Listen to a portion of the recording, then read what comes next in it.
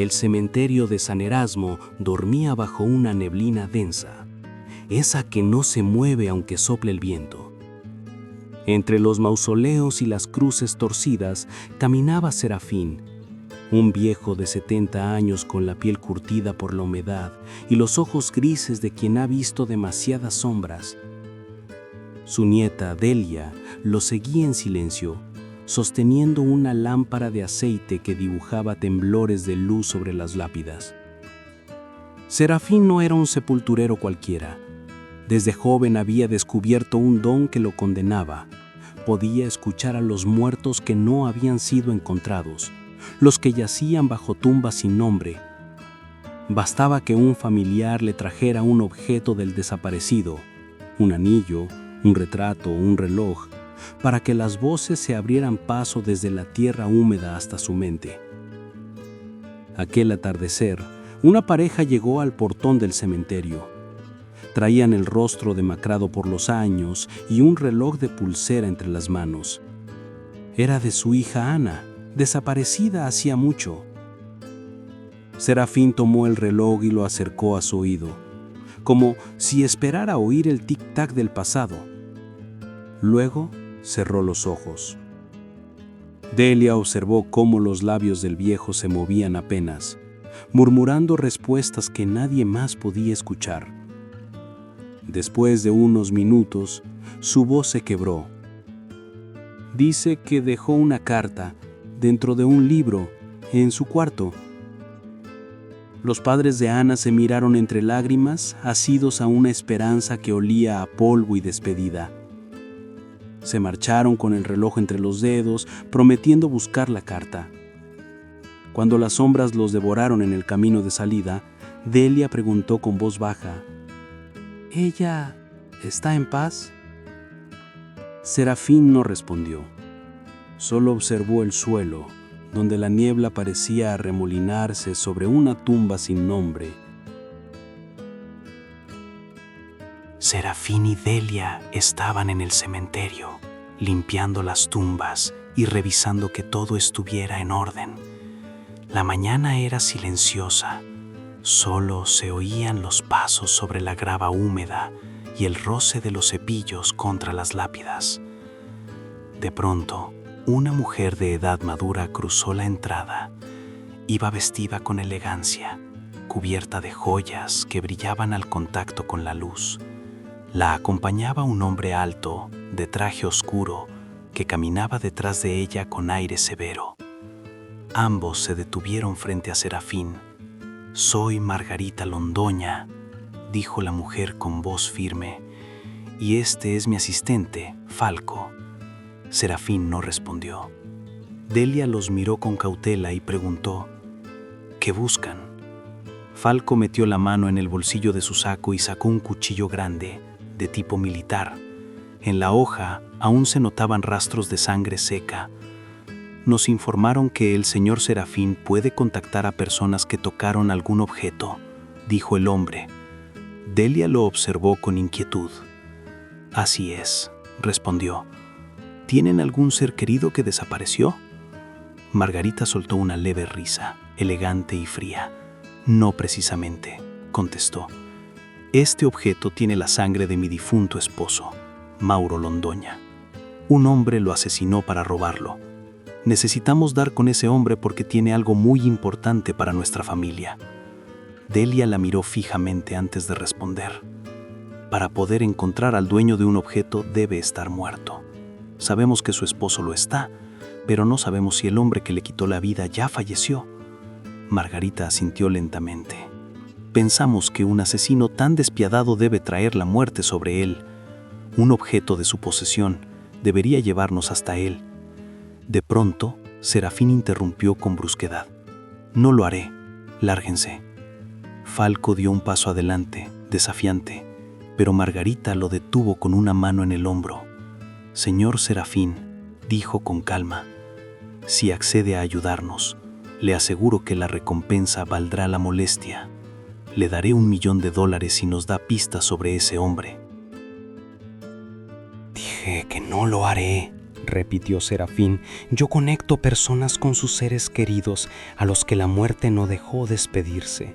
Ayudo a cerrar un círculo para que la gente descanse en paz. No soy un sabueso que anda olfateando pistas para buscar gente por un bien material. Váyase con su dinero. Por esa cantidad encontrará un ejército de detectives que buscarán lo que usted quiera. Margarita cambió la mirada. Su tono se volvió más amenazante. Así como soy generosa para las recompensas, lo soy para los castigos, dijo. No querrá que una tragedia suceda en su casa. Espero que lo reconsidere. Le daré esta noche para pensarlo y volveré mañana por una respuesta. La oferta del dinero sigue en pie. Margarita y Falco se retiraron del cementerio en aquel lujoso auto. Serafín siguió trabajando con su pala, sin decir palabra. Delian lo miraba pensativa hasta que dijo: «Abuelo, tenemos que ayudar a esa señora horrible. No quiero que te vaya a hacer algo». Serafín, sin mirarla, dijo: «No existe algo que me dé temor en esas personas. He visto tanto la muerte de cerca que para mí será un día cualquiera si me lleva». Delia no dijo más. Ambos se metieron a la vieja cabaña donde vivían.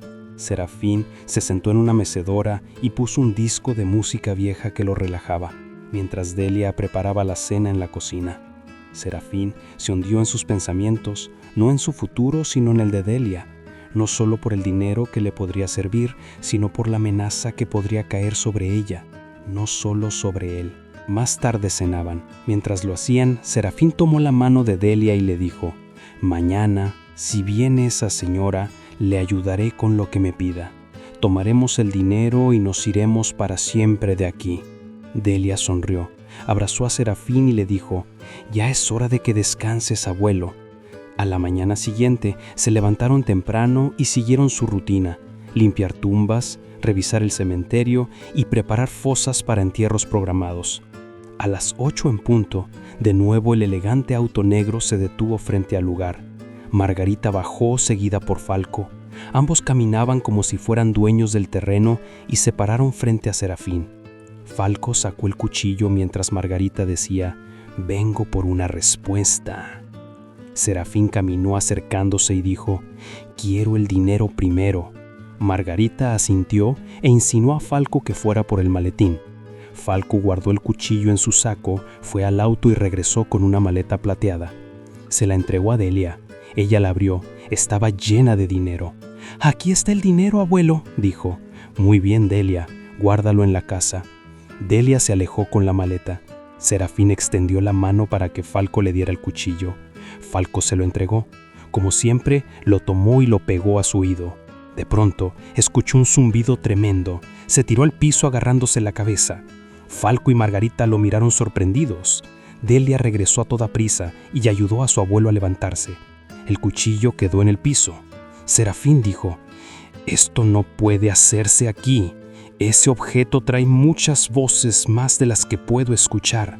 Tenemos que ir a otro lado, al lugar donde Mauro murió».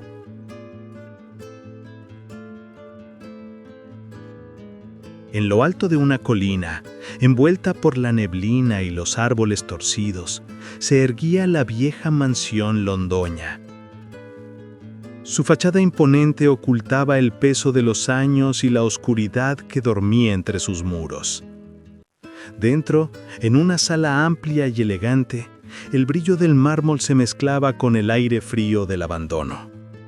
Las lámparas antiguas apenas lograban vencer las sombras que se acumulaban en los rincones. Margarita Londoña, sentada frente a la chimenea apagada, comenzó a hablar con voz lenta, cargada de recuerdo. «Era medianoche», dijo. «Mauro estaba aquí mismo, en esta sala, leyendo uno de sus libros. Le gustaba encerrarse entre estas paredes, rodeado de arte y silencio». Su mirada se perdió en el fuego inexistente, como si el pasado aún ardiera ahí.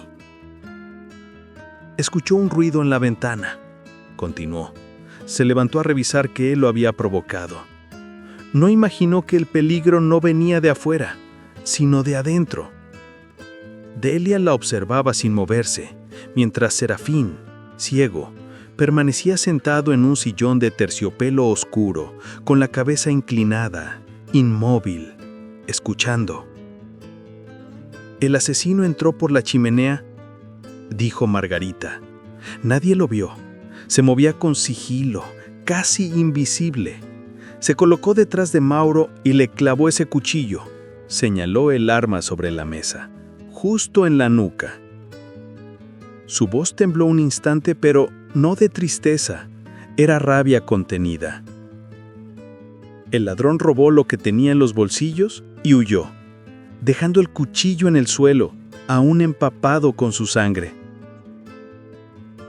Falco, que permanecía de pie tras ella, asintió con expresión fría. «Yo fui el primero en encontrarlo», dijo con tono bajo. «Escondí el cuchillo antes de que llegara la policía. Sabíamos que las autoridades nunca traerían justicia. Nosotros tenemos nuestros propios medios». La policía investigó durante semanas, pero no halló huellas, ni rastros, ni motivo. Cuando Margarita mandó estudiar el arma, el resultado fue devastador. El cuchillo no tenía huellas digitales. Era como si el asesino no existiera. Y entonces, desesperada, Margarita recurrió a Serafín. El viejo se levantó despacio de su asiento. Su nieta Delia lo miró con una mezcla de respeto y miedo. Él respiró hondo y dijo: «Estoy listo. Delia, no te alarmes. Esto será diferente, más intenso y más largo». Falco le entregó el cuchillo. Esta vez, Serafín no se lo llevó al oído. Se hizo un leve corte en la palma de la mano y dejó que su sangre se mezclara con la sangre vieja que manchaba el metal. La sala entera pareció contener el aliento. Serafín empezó a murmurar palabras inteligibles, un idioma que no era de este mundo. Sus labios se movían rápido como si hablara con alguien que solo él podía oír. De pronto, su voz se quebró y gritó: «¡Lo veo!». Sus ojos, ciegos, se abrieron de par en par. «Veo al asesino. Es un ser de maldad, un hombre corrompido por la sangre. Una a una veo a sus víctimas. No solo fue Mauro, son varias». Delia dio un paso atrás, estremecida. Falco y Margarita se miraron, tensos. Al fondo, continuó Serafín con voz temblorosa, hay una mujer. Es joven, cabello negro, ojos verdes, delgada, blanca. Sostiene una hoja de papel, la protege, tiene miedo. Su respiración se volvió agitada. El cuchillo la ataca, la hiere, pero ella corre por un bosque, sangrando. Se pierde entre los árboles, cae, tiene la hoja entre las manos, está muerta, abrazando esa hoja, con una cara de tristeza. El cuchillo se deslizó de su mano y cayó al suelo con un sonido seco. Serafín se dejó caer en el sillón, exhausto, cubierto de sudor. Delia corrió hacia él. «Abuelo, ¿qué pasa?». Serafín respiró con dificultad y murmuró: «Tenemos que salir de aquí, Delia, de inmediato». «¿Lograste ver al asesino?», preguntó ella temerosa. El viejo giró apenas el rostro hacia donde estaba su nieta y dijo con voz quebrada: «Sí. Y la sangre en ese cuchillo no es de Mauro, es de esa pobre mujer». Hizo una pausa larga, como si pronunciar lo siguiente le pesara más que cualquier verdad anterior. «¿Mauro? Es el asesino que la mató».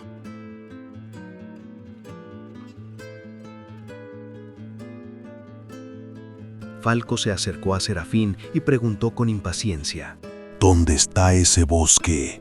Descríbelo. Esa hoja es lo que estamos buscando. Serafín, nervioso, dio una vaga descripción del lugar. Falco escuchó con atención y de pronto su expresión cambió. Reconoció el sitio.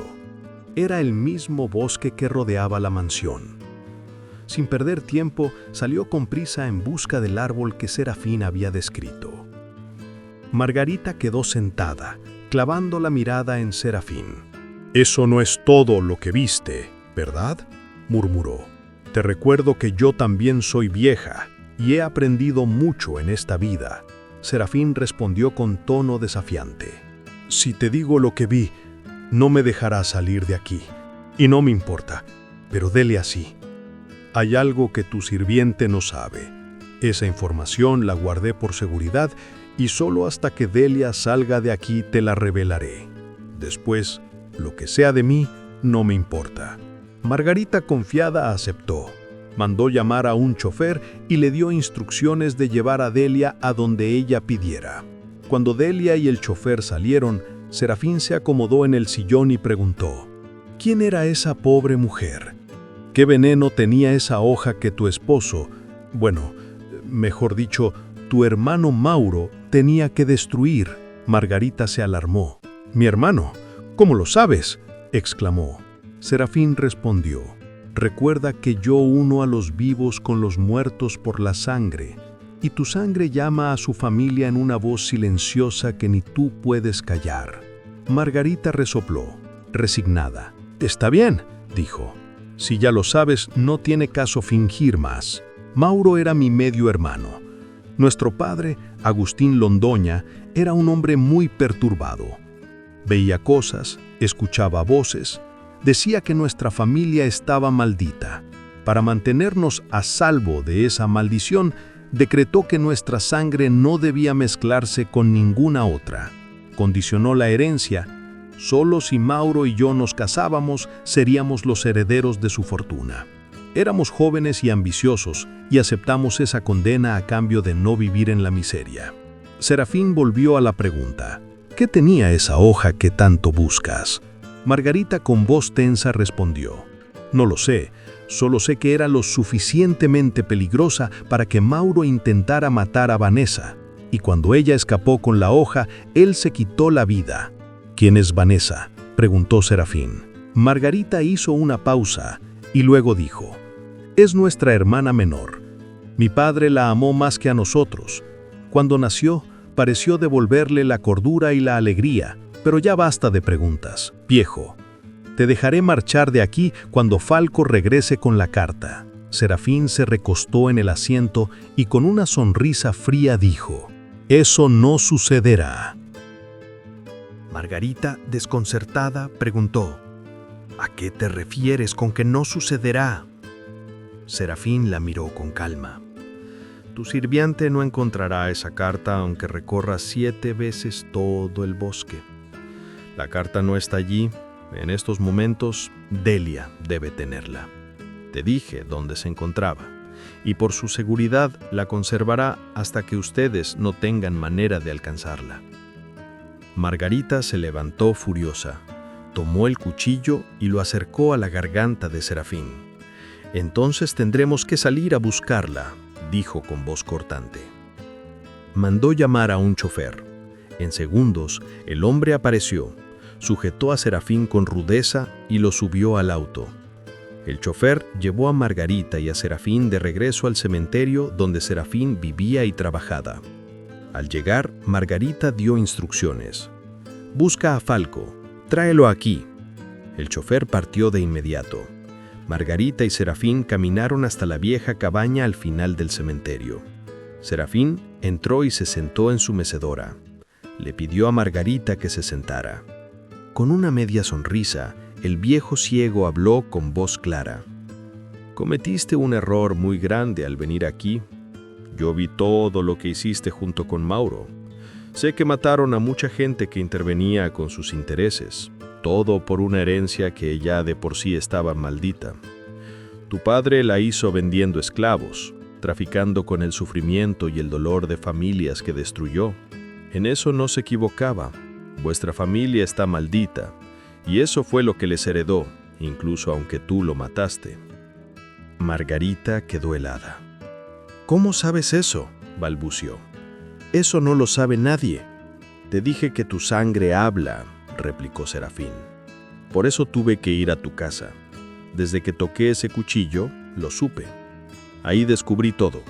Todo está lleno de tu familia, de su sangre, de su alma podrida.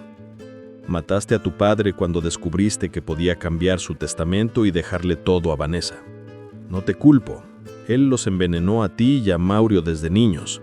Por eso no dudaron en hacer todo lo posible por mantener su nombre y sus privilegios. Vivieron tanto tiempo siendo víctimas que aprendieron a convertirse en villanos, hasta que Agustín les enseñó el verdadero infierno. Se convirtió en el padre que les haría creer que la oscuridad merecía ser defendida, y los dejó ver una luz tan cerca y tan imposible de alcanzar como el hambriento que ve el espejismo de un festín. En ese instante, Falco irrumpió, pateando la puerta. Entró y encontró a Margarita sentada, hundida en una locura silenciosa.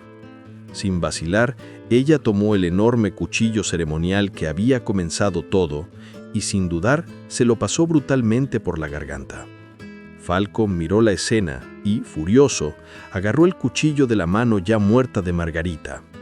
De un movimiento seco y violento, lo encajó en el pecho de Serafín. Él sonrió, la sonrisa manchada de sangre, y fue su última palabra. Ahora todo está en orden. Falco salió corriendo de la cabaña, tambaleante, con la respiración entrecortada. Las sombras del cementerio parecían moverse al compás de sus pasos. Entre las tumbas, un relámpago iluminó el cielo, y en medio del destello, por un instante fugaz, el rostro de Serafín se dibujó ante él, inmóvil, espectral. Falco gritó, tropezó y cayó dentro de una fosa abierta. El golpe fue seco. Su cuello tronó de una manera imposible. La muerte lo alcanzó sin darle tiempo siquiera de arrepentirse. A varios kilómetros de allí, Delia caminaba por un parque inmenso y oscuro. El viento soplaba entre los árboles, trayendo consigo el olor de la tierra húmeda. A lo lejos, divisó un árbol enorme, antiguo, solitario, y apuró el paso. Cuando llegó, descubrió el cuerpo de una mujer joven recostado contra el tronco. Era blanca, de cabello negro, el rostro sereno, como si la muerte la hubiera sorprendido en mitad de un pensamiento. Entre sus brazos fríos sostenía algo. Delia, con cuidado, separó los dedos rígidos y extrajo una hoja de papel. La desdobló. La tinta, aunque vieja, aún podía leerse. Yo soy Agustín Londoña. He tenido una vida de errores monstruosos. Mi alma está condenada. Las almas que atormenté me arrastrarán al infierno algún día. Mis hijos también están manchados por la maldad de mi nombre, excepto por Vanessa. Desde que nació supe que era diferente. Ella emana una luz que me da esperanza. No para mí, yo ya estoy perdido. Pero para que mi sangre se limpie, tengo que protegerla. Hay un hombre que ya arregló todo, mi viejo amigo, Tirso Corona. Él se encargará de que esta carta sea evidencia suficiente de mi última voluntad, que Vanessa herede todo lo que con sangre y maldad construí. Ella lo usará para ayudar a la gente, para pagar mis pecados. Mauro y Margarita no saben nada de esto. Espero que mi última voluntad sea respetada y cumplida. Firmado, Agustín Londoña. Delia dobló la carta con delicadeza y la guardó en su bolsillo. Buscó el nombre del abogado, Tirso Corona. Después de horas de caminar y preguntar, localizó su domicilio. Tirso, un hombre canoso y de mirada profunda, la recibió en silencio. Al leer la carta murmuró, ¿dónde puedo encontrar el cuerpo de Vanessa? Delia le dio las referencias exactas del parque y el árbol. Entonces preguntó, ¿qué pasará con la herencia? Vanessa murió. Tirso sonrió con una calma extraña. No te preocupes, dijo. Hay algo que debes ver. De una puerta lateral salió una niña de unos 5 años. El abogado la alzó y la sentó sobre sus piernas. Te presento a Samantha Londoña. Delia se quedó sin aliento. ¿Es hija de Vanessa? Tirso asintió. Nadie sabía de su existencia. Su padre está escondido, huyendo de Margarita. Pero ahora todo está en orden. Agustín y Vanessa te lo agradecerán. Horas después, Delia regresó al cementerio. Entró a la cabaña y encontró los cuerpos. Con esfuerzo, arrastró el de Margarita hasta el rincón del camposanto donde enterraban a las mascotas. Cavó una fosa pequeña y la dejó allí, sin nombre ni cruz. Luego volvió con Serafín. Se arrodilló frente a él, temblando. Le retiró el cuchillo del pecho y lo colocó sobre su frente como en un ritual. Entonces, una voz resonó en la oscuridad, suave, casi paternal. Adiós, Delia.